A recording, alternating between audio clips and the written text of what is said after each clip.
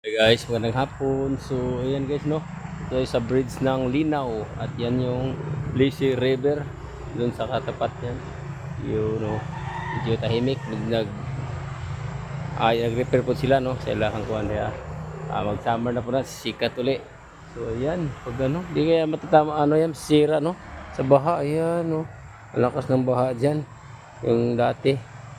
Nakaraang bagyo si Udit yan. Was out yan. Bagong tulay na naman yan. So, ayan.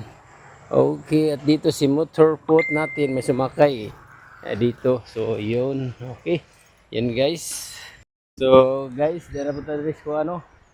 Sa, tulay sa Linaw. So, monig after Tino. So, meron tayo nakuha video din before. So, and after. So, yan na yun, no. Ang nangyari.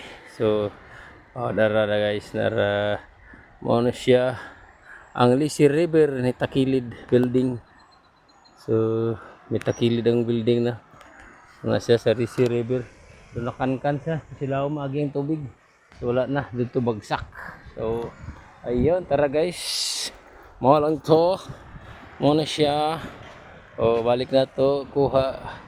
Mo, apaw gid ang tubig diha, ano? Mo apaw gid ang tubig, ani. Kay kuha naman siya, box ang agyanan, ang iyahang agyan sa tubig. So umapaw ng baha, mao na siya nahitabo, ano,